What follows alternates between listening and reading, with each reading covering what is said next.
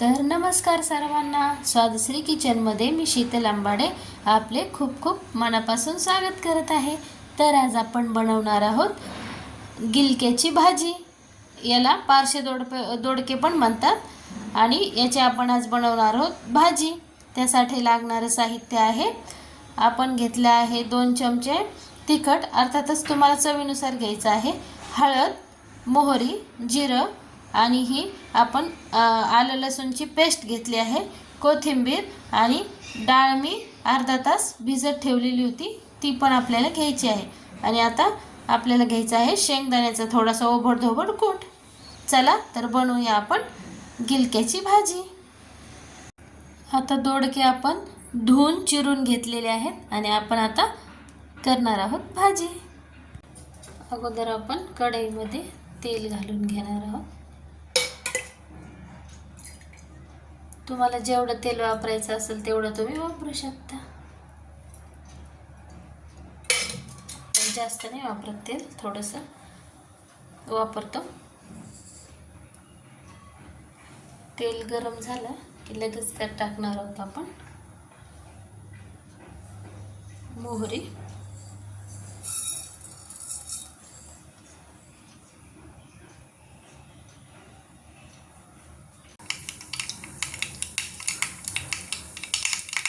मोहरी तडतडायला लागली की यात घालणार आहोत जिरं।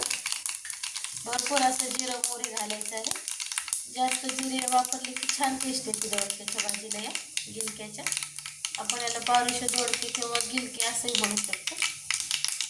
आणि हे लालसर झाले जिरं की लगेच आपण अद्रक लसूण पेस्ट यात टाकणार आहोत, घालून घ्यायचं आहे।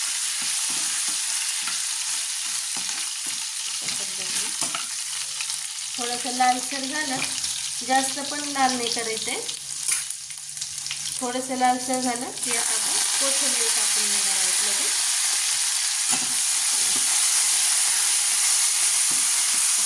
कोथिंबीर टाकून झाली की यात आपण लगेच हे चिरून घेतलेले दोडके घालून घेणार आहोत। हे पहा अशा प्रकारे ते छान असे तेलात परतून घ्यायचे आहेत आपल्याला मस्तपैकी।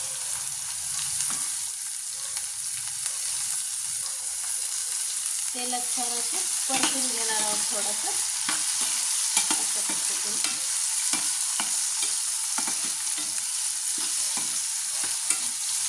ते थोडंसं परतून घ्यायचे आहे तेलामध्ये।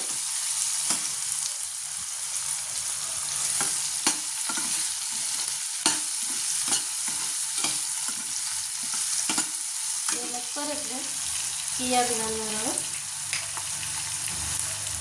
लगेच घालणार आहोत आपण तिखट आणि हळद।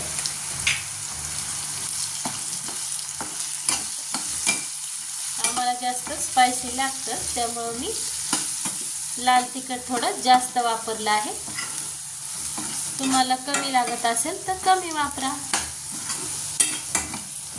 आणि हे गिलके किंवा पारोसा दोडका हा ना थोडासा गोड गोड असतो, त्यामुळे थोडंसं तिखट आपल्याला जास्तच वापरावं लागतं। आणि लगेच परततो, हा पहा किती मस्त लगेच परतला गेला आहे। आणि आता आपण लगेच यात घालणार आहोत आपण जी भिजत घातलेली होती ना डाळ, ती टाकणार आहोत लगेच आपण यात। लाल तिखट हे आपलं छान परतलं आहे आणि खमंग वास सुटलेला आहे। आता आपण लगेच यात घातलं आहे हे भिजवून घेतलेली आपण डाळ। मुगाची डाळ लगेच भिजते, याला पण छान असं परतून घ्यायचं आहे मस्तपैकी। आम्हाला या दोडक्यामध्ये डाळीचं प्रमाण जास्त आवडतं, त्यामुळे मी दोडके कमी आणि डाळ जास्त वापरलेली आहे। तुम्ही जास्त दोडके घेऊ शकता आणि कमी डाळ आपल्या आवडीनुसार। मला जसं आवडतं तसेच मी, म्हणजे आम्हाला जसं आवडतं घरात तशाच भाज्या मी बनवत असते। अर्थातच आपण सगळ्या तशाच बनवत असतो घरी भाज्या आपल्या आवडीनुसार। सुकी भाजी पण खूप छान लागते याची, एकदम सुकी अशी। आपण थोडासा रस्सा बनवणार आहोत, ही अशी छानशी परतली की आता आपण पाणी घालून घेणार आहोत। अशा पद्धतीने हे परतले की आता आपण घालणार आहोत 1 ग्लासभर पाणी। अशा पद्धतीने हे पहा, अशा पद्धतीने तुम्हाला पाणी घालायचं आहे। डाळ शिजण्यासाठी पाणी घालणं गरजेचंच आहे। मस्तपैकी असं पाणी घालून घेतलेलं आहे। तुम्हाला पातळ बनवायचे असेल तर थोडं एक्स्ट्रा पाणी वापरा तुम्ही, आणि शेंगदाण्याचा कूट थोडा जास्त वापरा। मी थोडीशी मीडियमच ठेवणार आहे, त्यामुळं पाणी मी 1 ते 1.5 ग्लासच वापरलं आहे। छान, खूप सोप्या पद्धतीने ही भाजी बनवता येते। जास्त काही मसाल्यांचा वगैरे वापर करावा नाही लागत आपल्याला। झाले, आता आपल्याला यात उकळी आली की आपण यात शेंगदाण्याचं कूट टाकून देणार आहोत आणि तयार होणार आहे आपली गिलक्याची भाजी। नक्की बघा तुम्ही पण करून, खूप छान लागते ही। पहा, मस्त अशी उकळी आलेली आहे आपल्या भाजीला। उकळी आली की गॅस थोडासा कमी करायचा आहे आणि कमी गॅसवर आपल्याला ही शिजू द्यायची आहे भाजी। आणि उकळी आली की आपण चवीनुसार मीठ घालून घेणार आहोत यात। तुम्हाला हवं तेवढं मीठ तुम्ही म्हणजे घालू शकता। तुम्हाला कसं आवडतं, जास्त खारट आळणी त्या प्रमाणात तुम्ही मीठ घालू शकता।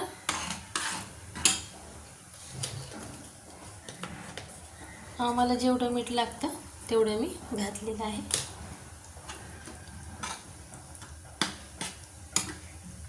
अशा पद्धतीने हे पहा, 5 मिनिटं झालेली आहेत। आता भाजी उकळती आहे आपली, म्हणजे कमी गॅसवरती, लो फ्लेमवरती आपण हिला 5 मिनिटं उकळून घेतलेलं आहे। आणि आता आपण यात शेंगदाण्याचा जो आपण ओबडधोबड कूट करून घेतलेला आहे तो आपण यात आता घालणार आहोत।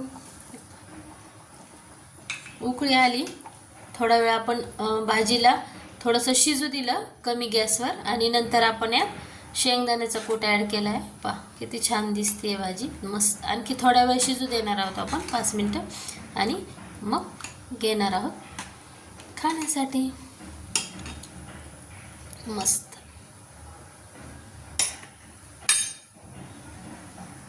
आणि ही पहा, आता सर्विंगसाठी तयार आहे आपली भाजी गिलक्याची। हे पहा, मी अशाच पद्धतीनं बनवते मस्तपैकी, जास्त पातळ पण नाही आहे ही। चपाती किंवा भाकरीसोबत आपण हिला खाऊ शकतो। खूप छान बनलेली आहे ही। पहा, डाळ वगैरे दोडके पूर्ण शिजलेले आहेत आणि आता ही सर्विंगसाठी तयार आहे। हा तयार आहे आपली गिलक्याची भाजी, किंवा तुम्ही हिला पारोशा दोडक्याची भाजी पण म्हणू शकता। आणि मी ही भाजी ज्या पद्धतीने बनवली आहे त्या पद्धतीने तुम्हीही नक्की बनवून पहा। तुमचा अमूल्य वेळ मला दिल्याबद्दल मनपूर्वक आभार। आणि रेसिपी आवडली असल्यास स्वादश्री किचन चॅनलला लाईक, शेअर आणि सबस्क्राईब करायला विसरू नका। Thanks for watching.